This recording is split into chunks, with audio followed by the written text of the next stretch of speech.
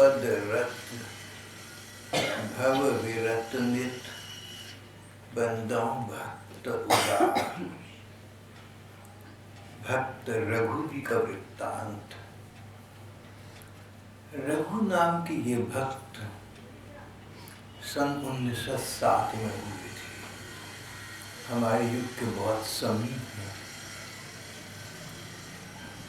रघु जी का नाम अपने जन्म का नाम, घर का नाम था ठाकुर दास उदेशी। ठाकुर दास उदेशी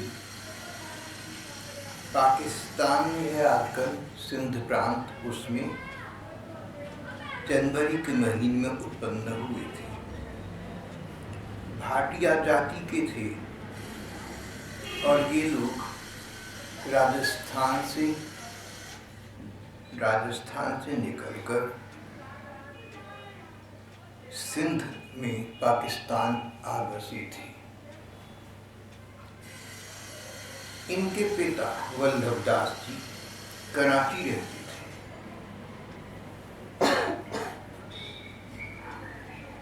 ठाकुर दास उदेशी का ही नाम बाद में रघु जी पड़ गया था।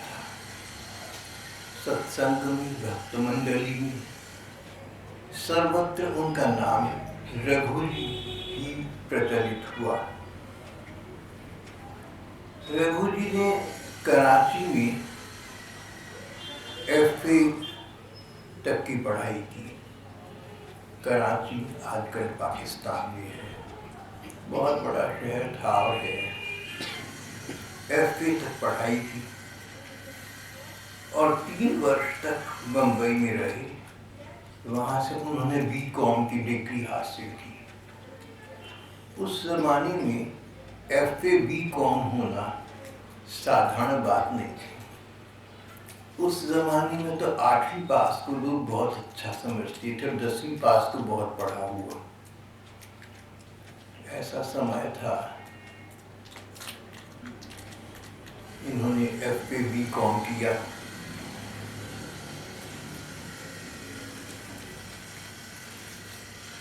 कुछ दिन के बाद जब पिता के पास कराची लौटे, पिताजी ने व्यापार की बातचीत की, बेटा काम धंधा शुरू करो, उसमें मन लगाओ। पर इनका मन उसी ओर जाता ही नहीं था। रघु जी विचित्र थे। विवाह तो बचपन में हो चुका था, जैसे उन दिनों की परंपरा थी, पर कोई कारोबार करने में इनका मन ही नहीं था। पिता ने कहा, बेटा काम नहीं करोगे, कब तक माता पिता के पैसे पर मौज करोगे? तुम्हारी पत्नी है, तुम हो, परिवार बढ़ेगा, कुछ ना कुछ तो करना चाहिए। पर रघु जी BCom करने के बाद एक संत के संग में आ गए थे, उनसे बहुत प्रभावित थे। इतने अधिक प्रभावित के सचमुच भगवान की पूजा पाठ में, उपासना में लग गए। कुछ पूर्व जन्मों के संस्कार थे और फिर सत्संग प्राप्त हो गया। दोनों बातें मिल जाएं तो भक्ति भाव का उद्रेक हो जाता है। न जाने कितने लोग ऐसे होंगे जिनके पिछले जन्मों के संस्कार भक्ति भाव के हैं, पर सत्संग उचित नहीं मिला, ठीक दिशा नहीं मिली, इसलिए संसार में ही भटकते रहे। पुनरपि जननम पुनरपि मरणम पुनरपि जननी जठरे शरणम। यही संसार का आवागमन बना रहा। साधारण संसार में साधारण मानव की जीवन की यही कहानी है। जन्मे, 2 रोटी कमाई खाई, परिवार पोषण किया, बुढ़ापा पिछली जनरेशन से, पिछले लोगों से दोस्ती थी, वो जाती रही और नए जमाने के लोग आ गए, उनसे शिकायतें कर ली, बीमार पड़ गए, एक दिन चल बसी।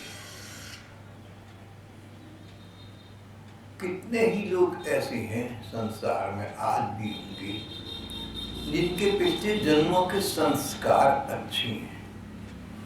पिछले जन्मों के संस्कार हम लोगों के दोनों प्रकार के होते हैं, अच्छे भी बुरे भी। इस जन्म में जैसा संग मिला, जैसा वातावरण मिला, उसमें कहीं किसी के अच्छे संस्कार जाग जाती हैं, प्रधान बन जाती हैं, जीवन को प्रभावित कर देती हैं। अधिकांश लोगों के ऐसे संस्कार कहाँ कि सत्संग प्राप्त हो जाए, किसी महंत जन का संग प्राप्त हो जाए और जन्म जन्म का बंधन समाप्त कर सके। पर संस्कार दोनों प्रकार के प्राय सभी लोगों के होते हैं। रघु के संस्कार पूर्व जन्मों के अच्छे संस्कार कहीं अधिक थे। अशुभ संस्कार भी होंगे, मनुष्य थे, पर अधिक संस्कार शुभ संस्कार थे। उन शुभ संस्कारों का परिणाम हुआ। शुभ संस्कार का मतलब, शुभ का मतलब भक्ति भाव में दो बातों से होता है। एक तो ये कि पिछले जन्मों में इन्होंने भगवान को पाने के लिए कुछ न कुछ साधना थोड़ी बहुत की होगी, अधिक नहीं की, थोड़ी बहुत की, लेकिन की होगी। मन में रहा होगा कि भगवान होती है, हमें मिल जाए। अधिक तो कुछ नहीं किया, पर मन में श्रद्धा भाव था, भगवान नाम के प्रति आस्था रही होगी। और दूसरी बात जो बहुत आवश्यक है वो है दूसरों के साथ स्नेह और सद्भाव, सभी प्राणियों के साथ प्यार का व्यवहार, सबकी मंगल कामना। इन दोनों को मिलाकर हम कहते हैं शुभ संस्कार। रघु के पिछले जन्मों के शुभ संस्कार थे और उनका परिणाम ये कि इन्हें इस जन्म में जल्दी ही सत्संग प्राप्त हुआ कि संत महापुरुष का। उनके संग रहकर, उनके साथ रहकर इनके मन में ये बैठता गया कि ब्रह्म सत्यम जगन मिथ्या, भगवान ही सत्य है, संसार तो छाया है, माया है, 4 दिन की चांदनी है। सतहरि भजन जगत सब सपना, सपने में आदमी अच्छा बुरा खाए तो सेहत पर कोई प्रभाव नहीं पड़ता। इसी प्रकार ये संसारिक सपने की भांति है। यहाँ अच्छे बुरे कर्म करो, उनका भगवान से कोई विशेष संबंध नहीं होता जब तक भगवान से अपने मन को संबंधित न करो। जब रघु जी ने उन संत महापुरुष के मुंह से भगवान के स्मरण की महिमा सुनी तो इनको लगा कि मुझे भी भगवान का स्मरण करना चाहिए। जब सुना कि नाम जप की महिमा है तो सोचा मुझे भी नाम जपना चाहिए। सुना के ध्यान करना चाहिए भगवान के रूप का, तो भगवान के रूप का ध्यान स्वयं करने लगी। जैसा जैसा सुनते गए वैसा वैसा करते गए।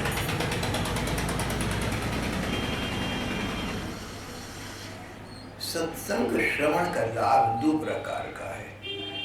एक तो ये कि कुछ ना करो, सुना और चलते बनो, कभी ना कभी इसका फल मिलेगा। इस जन्म में, आगे जाकर या अगली जन्म में कभी ना कभी इसका फल मिलेगा। सत्संग व्यर्थ नहीं जाता। लेकिन जो लोग सत्संग की वार्ता सुनते हैं और उस वार्ता को अपने व्यवहार में, अपने जीवन में लाने का प्रयत्न करते हैं, उनको तो शीघ्र ही मानसिक शांति की प्राप्ति होती है और उसके परिणाम स्वरूप, भजन के परिणाम स्वरूप स्वयं भगवान की प्राप्ति होती है। अच्छा पक्ष तो यही है, सर्वोत्तम पक्ष यही है कि जो हम बात सुने, संत वाणी में सुने, सत्संग में सुने, उसको जीवन में लाने का प्रयत्न करें तो भगवान की प्रसन्नता हमें प्राप्त होगी। रघु इस प्रकार की थी, संस्कार ऐसे थे, भक्ति भाव की बातें सुनी तो मन पर इतना गहरा प्रभाव को जो सुनते उसको जीवन में ले आते। संसार से इन्हें एक प्रकार का वैराग्य हो गया। माता पिता सोच रहे थे कि लड़का हमारा ऐसे करके B.Com करके आएगा, कारोबार में हाथ बटाएगा, 4 पैसे कमाएगा, बुढ़ापे में हमारी सहारा बनेगा। लेकिन लड़का जब तक वापस आया, सत्संग और संस्कार के सब प्रभाव से उसका तो मन ही बदल चुका था। वो संसार का साधारण जीव तो रहा ही नहीं था। घर आया, पिता ने कारोबार की बात की, रघु ने अपनी अनिच्छा प्रकट की, पिता ने समझाया, इनकी समझ में न आया। लगभग 100 वर्ष पुरानी ये बात हो गई। युग के अनुसार चलना चाहिए। उस युग में यानी 100 वर्ष पहले रघु ने बहुत अच्छा किया, संसार परिवार व्यापार के झंझट में नहीं पड़ा, समझदारी से काम लिया, भक्ति भाव में लग गया, एक प्रकार से विरक्त हो गया। लेकिन आज के युग में भजन तो करना ही चाहिए, लेकिन विरक्त होने के लिए बहुत अधिक मन के योग की आवश्यकता है। रघु से घर गए, पिता समझा ही रहे थे कि तुम कारोबार करो, पत्नी है तुम्हारी, परिवार बढ़ेगा, बहुत कुछ होगा। लेकिन ऐसा दैव का दुर्दैव का दुर्विपाक कहिए या भगवान का कृपा प्रसाद, कभी कभी हम भगवान के वरदान को अभिशाप समझ लेते हैं, और कभी कभी संसार के अभिशाप को वरदान समझ लेते हैं। जब संसार की कामनाएं पूरी होती हैं, हम प्रसन्न होते हैं। संसार के कामनाओं के पूरा होने पर हम प्रसन्न होते हैं, ये सोचकर कि हमारी कामना पूरी हुई। ये नहीं सोचते कि संसारिक कामनाएं तो घोर संसार में अधिक अधिक दुनियादारी में फंसाएंगी और इनका अंत यही होगा, पुनरपि जननम पुनरपि मरणम। ये क्रम बना रहेगा, उससे छुटकारा नहीं मिलेगा। और कहीं कहीं भगवान की कृपा को, भगवान के वरदान को हम अभिशाप समझ लेते हैं। मनुष्य का स्वभाव है, जैसा है। रघु की माँ का देहांत हो गया। रघु ने सोचा कि जिन माँ ने जन्म दिया, लाड़ प्यार से पाला, जल्दी इस असार संसार से चली गई, बजाय रोने धोने के मुझे शिक्षा लेनी चाहिए कि मैं भगवान का भजन करूं। माँ थी आयु से पहले, माँ थी छोटी आयु में, संसार से चली गई। मेरा भी क्या पता कि मैं तो रो माँ की मौत को और मेरी अपनी मौत में डरा गई।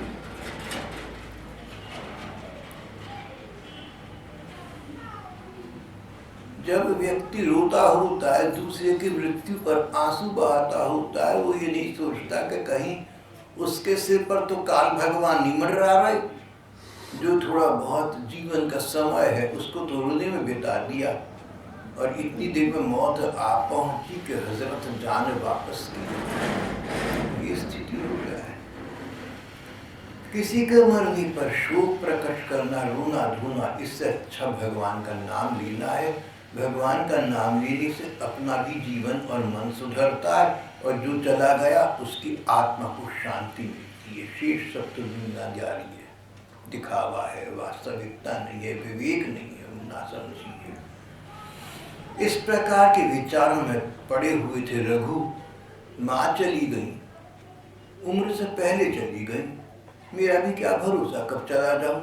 मुझे और भी अधिक भजन में लग जाना चाहिए। उनको संसार से वैराग्य हो गया, और भी अधिक वैराग्य हो गया। माँ चली गई, और कौन कब चला जाए क्या पता।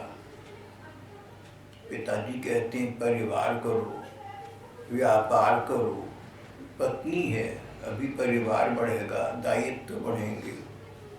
ऐसा सोच ही रहे थे कि कुछ समय के पश्चात इनकी पत्नी की अकाल मृत्यु हो गई।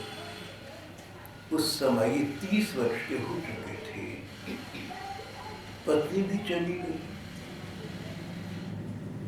संसार की दृष्टि से देखो तो दुख की बात है, लेकिन उनको लगा कि अभिशाप के रूप में ये वरदान है, प्रकृति के क्रोध के रूप में ये प्रभु की कृपा है।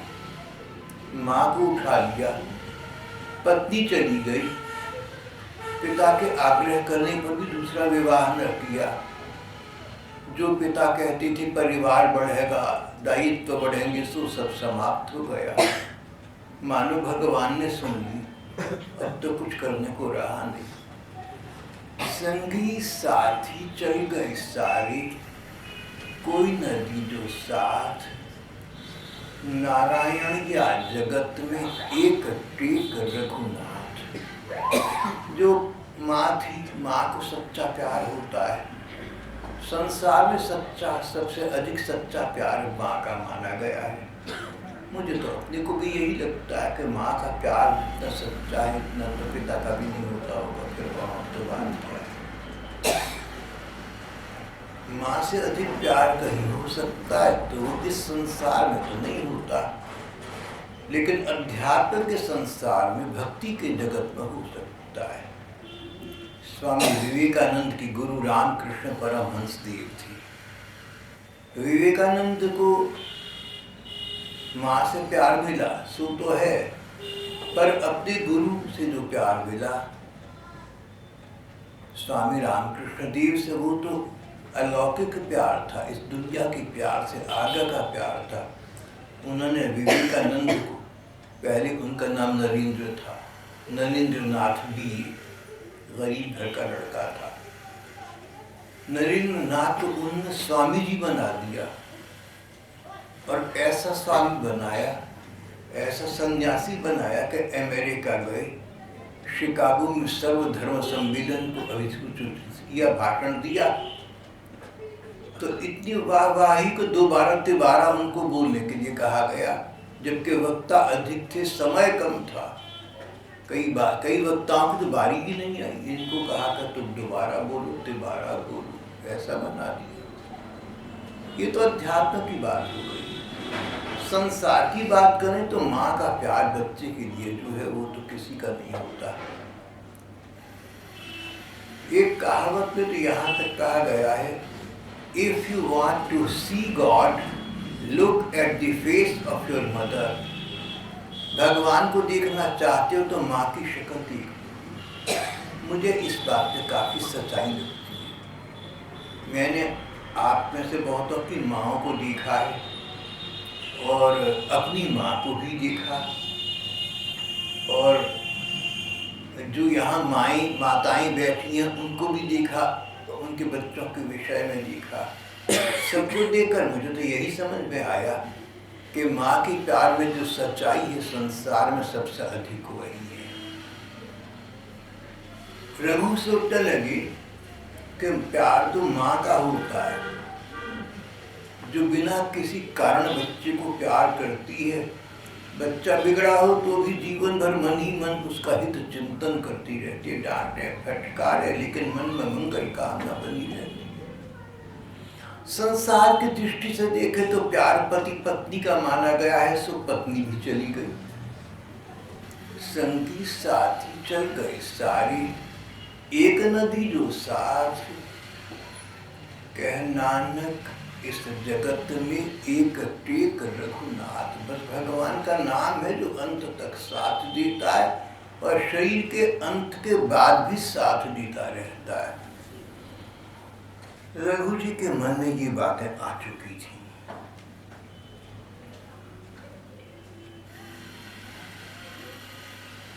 परिणाम, अब इन्होंने माँ चली गई, पत्नी चली गई, व्यापार परिवार तो किया नहीं, संसार में तो पड़ी नहीं, तो मन को कहीं तो लगाए। इनका मन तो पहले भी भगवान में लगा था और अधिक लगा लिया। मन को खाली न छोड़ना, भले ही संसार में लगाना, भगवान में लगाना तो सर्वोत्तम है। पूरा मन भगवान में न लगे तो संसार में लगा देना, उचित स्थान पर लगाना। नहीं तो अंग्रेजी की कहावत है, खाली आदमी का मन शैतान का घर है। An empty mind steals the shop. खाली अपने मन को न छोड़ देना, ये भागा फिरेगा, जहाँ तहाँ चला जाएगा।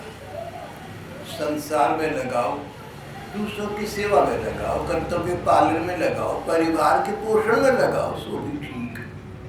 और साथ साथ भगवान का भजन कर तो सो निवे सुहागे का काम। रघुदत्त ये सपना करके एक ही काम किया, भगवान का भजन। एक प्रकार का विरक्ति मार्ग अपनाया रघु ने। भगवान के नाम और गुणों में लगी रहती और भगवान का स्मरण करते करते, भगवान का भजन करते करते ऐसी मनोस्थिति आ गई कि कहीं भगवान का नाम या भगवान का गुणगान सुने तो आंखों में जल भर आए, भगवान की याद आ जाए, भगवान का इतना स्मरण हो जाए, गदगद हो जाती, विह्वल हो जाती, द्रवित हो जाती।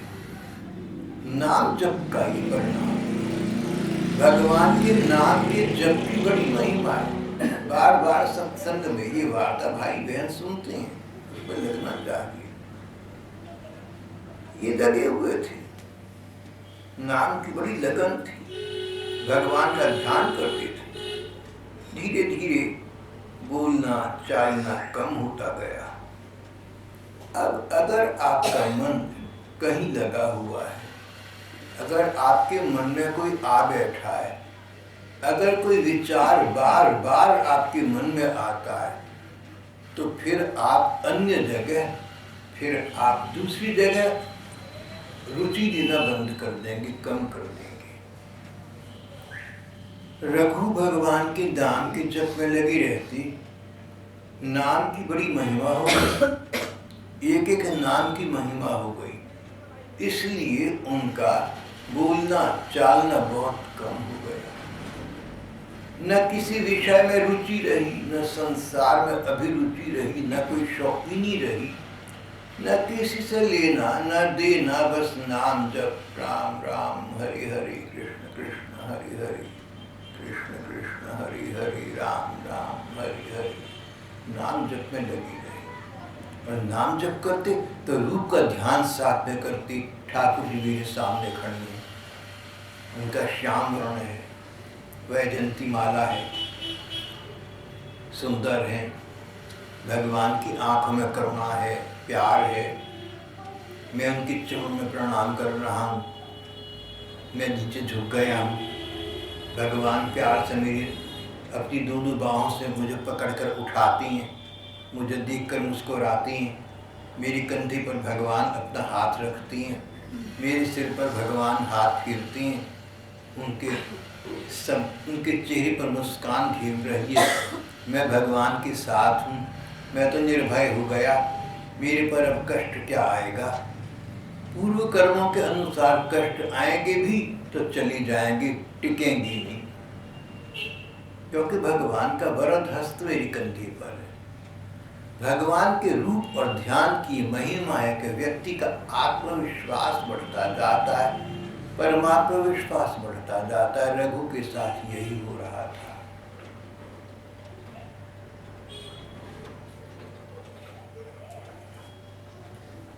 बोलना चालना इतना कम हो गया, बोले चाले तो वो जिसके मन में कोई विचार आए।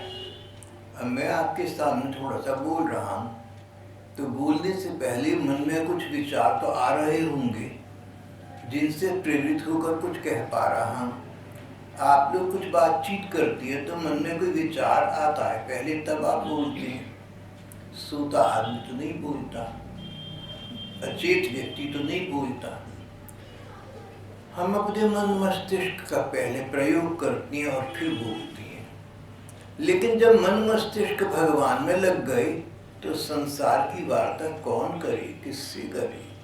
इनका बोलना चालना दिन पर दिन कम होता गया, न्यून होता गया और एक ऐसा समय जल्दी आ गया, शून्य हो गया, बोलना चालना बंद हो गया। इसको साधारण भाषा में हम मौन व्रत कह सकते हैं। इनके जीवन भर का मानो मौन व्रत हो गया। रघु विचित्र व्यक्ति थी। अब ये मन है, इसमें कुछ ना कुछ तो रहेगा। एक हो तो सो गयो श्याम संग। गोपिकाओं ने कहा, उद्धव जी एक मन है हमारा, वो श्री कृष्ण के साथ रहता है, उसमें श्री कृष्ण रहते हैं। उसमें आप निराकार ब्रह्म की बात करें, योग साधना की बात करें तो नहीं समा सकता। भरी सराय रहीम लखी पथिक आप फिर जाए।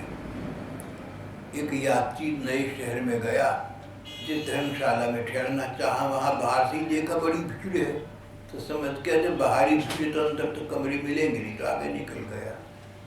भगवान के भक्तों का हृदय भगवान की भक्ति से अभिभूत होता है, परिपूर्ण होता है। उसमें संसार के विचार विकार कहाँ समाएंगे, संसार के वार्तालाप संलाप वहां से कैसे निकलेंगे। जो भाई बहन भगवत प्राप्ति के इच्छुक हैं या साधना करते हैं या करना चाहते हैं, उनको रघु जी के इस प्रसंग से शिक्षा लेनी चाहिए। अलम बहुभाषिते, अलम बहुभाषिते, अधिक मत बोलो, कम बोलो, कम से कम बोलो। जितना बोलना अनिवार्य हो उतना ही बोलो, उससे अधिक एक शब्द न कहो। अगर 2 बातों में काम चलता हो तो 4 बातें मत करना। रघु का तो एक प्रकार का आजीवन का मौन हो गया। कुछ समय गोरखपुर रहे, अयोध्या चित्रकूट प्रयाग की यात्रा की, पर जहाँ भी गए मन साथ गया। मन वो जिसमें भगवान का निवास था, भगवान साथ गए। ये मन है तुम्हारा, यही तुम्हारा है। स्वयं शत्रु च मित्रे च। चाहो तो मन में दुर्भावनाएं बिठाओ, दूसरों की भलाई बुराई सोचो, दूसरों के दोष देखो, निंदा देखो, तो अपने मन में तुमने निंदा द्वेष को स्थान दिया। तुम अपने साथ सतत शत्रु के साथ निवास कर रहे हो। जिस मन में जलन है वो तुम्हें जलाएगा। इसलिए संसार कैसा भी हो उसकी चिंता न करके, उसको मन में न बिठाकर, मन में मनमोहन का मंदिर बना लेना, भगवान का ध्यान करना, तो तुम्हारा मन शांत रहेगा। संसार जैसा है तैसा चलता रहेगा, लेकिन अपने मन को शांत प्रशांत रखना अपने प्रति पहला कर्तव्य है। और जो व्यक्ति अपने मन को शांत प्रशांत रख सकता है वही संसार के साथ कुछ अच्छा कर सकता है, वही भजन कर सकता है। वो अपने मित्र के साथ सतत निवास कर रहा है और अक्षय भगवत प्राप्ति की ओर अग्रसर हो रहा है। रघु इस प्रकार के थे, हमें भी इस प्रकार का होना है।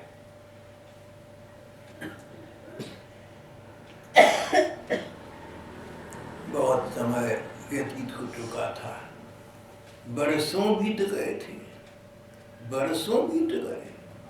साध भगवत प्राप्ति की साध, इच्छा, त्वरा, कामना, उत्कंठा, साध भगवान को पाने की। और जब साध होती है मन में, जब मन में कोई इच्छा उत्पन्न होती है, प्रगाढ़ इच्छा उत्पन्न होती है, उस इच्छा को पूरा करने के लिए हाथ पांव हम स्वयं मारते हैं। हम पुरुषार्थ करते हैं, हम साधना करते हैं, हम प्रयत्न करते हैं कि जैसे तैसे हमारी इच्छा पूरी हो जाए।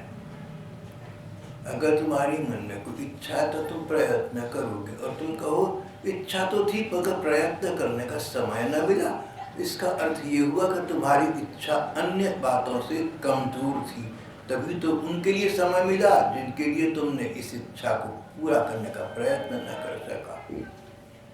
कई भाई मुझसे कहती हैं, बहनें कहती हैं कि अमुक कार्य हो गया इसलिए हम सत्संग में नहीं आ सके। मैंने कहा कोई बात नहीं, मगर सोचता हूँ कि वो बात ऐसी तो थी ना जो सत्संग से अधिक महत्वपूर्ण थी, तभी सत्संग में नहीं आए। विवशता की स्थिति तो बहुत कम होती, प्राय हम अपनी इच्छा से करते हैं जो करते हैं। रघु जी की इच्छा, रघु की साध भगवान को पाने की थी, इसलिए भगवान की साधना निरंतर चल रही थी। दान का जप, रूप का ध्यान, स्वाध्याय इत्यादि। संसार से संपर्क न्यूनतम, कम बोलना, कम सोचना, इस सब का, इस साधना का सत्परिणाम सामने आ गया। समय तो व्यतीत हो चुका था, रघु की आयु भी हो गई थी, लेकिन अब उनकी स्थिति, अब उनके मन की स्थिति एक अच्छे स्तर के भक्त की हो गई थी। उनको भगवान के दर्शन न होने का भाव खटकने लगा। अदर्शनान मर्महतान करुणा, भगवान इतना समय व्यतीत हो गया पर तुम न मिली तो क्या मिला? संसार से कुछ भी नहीं मिला। जन्म मिला, जीवन मिला, शरीर मिला, अंग प्रत्यंग मिली, पर तुम न मिली तो कुछ भी न मिला। तू सामने है तो सब कुछ है, वरना ये चमन वीराना है। जिंदगी तो उसी को कहते हैं जो बसर तेरी संग हुई है। भगवान तुम्हारे बिना ये नीरस जीवन यापन करके मैं क्या करूंगा, रो पड़ती। इस उल्लेख के लेखक का कहना है कि मैंने रघु जी को अपनी आंखों से 20 वर्ष तक रोते देखा। जब देखो आंखों से आंसू बह रहे हैं। शांत तो बहुत कम बैठती थी, आंसू सूखते नहीं थे। लेखक ने किसी समय 20-20 घंटे उन्हें रोते देखा, 24 में से 20 घंटे रोना। भावावेश की अवस्था में रहते। सत्संग की बात तो सुनते थे, भगवान की बात तो सुनते थे, लेकिन अन्य कोई भी चर्चा पास बैठे लोग कर रहे हो, कान में उनके मानो पड़ती नहीं थी।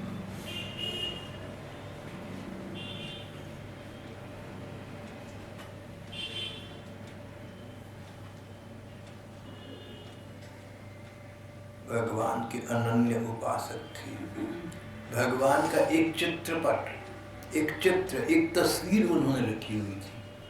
बहुत से बहन भाइयों ने यहाँ भी और इस देश में भगवान का कोई चित्रपट में फ्रेम करा के लगा लिया, उसकी पूजा करने लगी। रघु जी भगवान के एक चित्रपट की पूजा करते थे।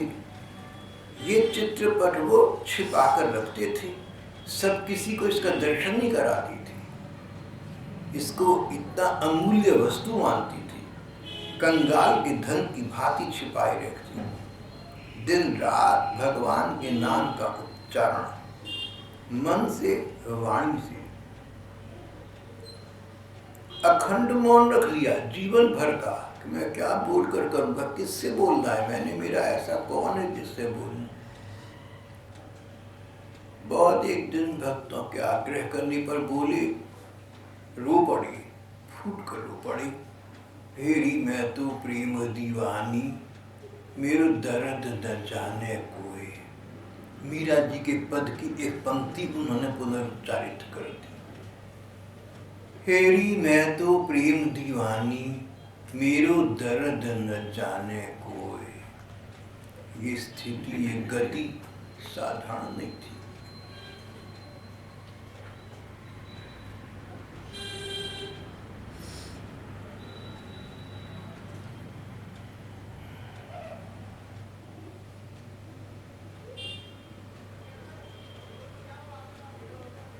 जो उन्होंने मुंह से कहा, अंतरंग जनों से कहा,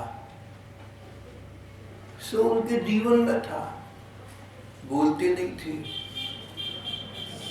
रात को सोते बहुत कम थे, आहार अल्प था। किस लिए? क्योंकि राम नाम में लगे हुए थे, इसलिए। अब हमारी, क्या कहूँ मैं आपसे, हाँ, यहाँ की जो पुरानी हमारी बहनें हैं, इनको जब देखो चहचहाती रहती हैं, हरदम चिड़िया की तरह से ना चहकती रहती हैं। तो मैं इनसे ये कहता हूँ कि तुम इतना जब बोलोगी तो भगवान का नाम कब लोगी? तो ज़्यादा चहकना, चहकाना ये भी ठीक नहीं है। चाहे हम हंसी मजाक की बात करें, आपसदारी की बात करें, चाहे हम एक दूसरे से दोस्ती की, मित्रता की बात करें, लेकिन थोड़े समय तो चलो युग धर्म में चल जाता है, लेकिन अधिक समय तो मौन एकांत की वाणी का प्रयोग करना उचित है। तब ये स्थिति बनती है कि मन में भगवान के प्रति ऐसा अनुराग उत्पन्न हो जाए कि उनके आदर्शन का मन को उनके आदर्शन का भाव उद्दीप्त हो जाए। तब कोई व्यक्ति मीरा की तरह कह सकता है, रघु की तरह कह सकता है, हेरी मैं तो प्रेम दीवानी, मेरो दर्द न जाने कोई।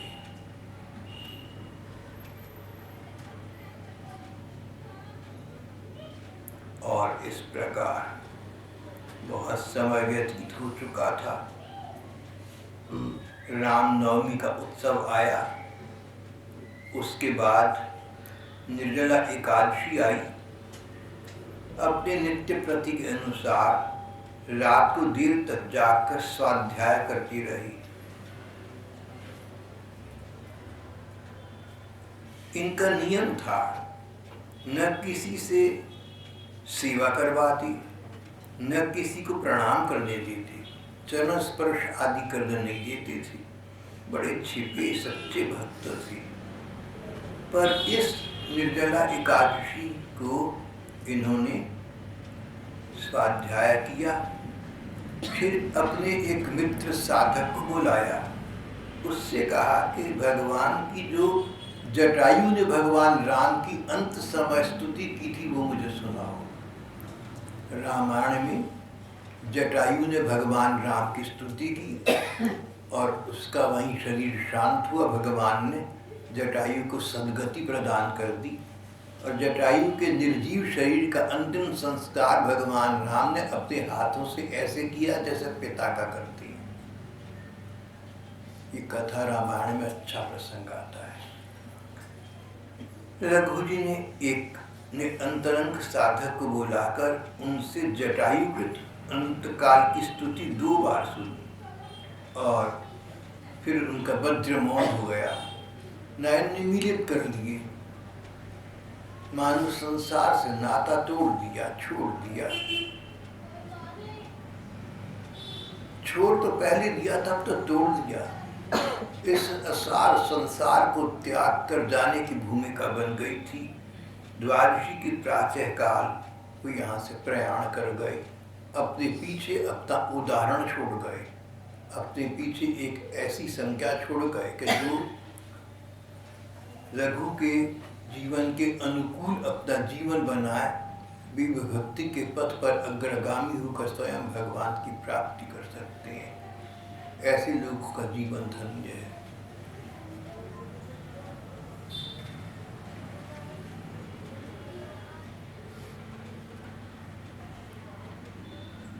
ऐसे महापुरुष संसार में बहुत कम होते हैं। ऐसे महापुरुषों के चरणों में संसार प्रणाम करता है।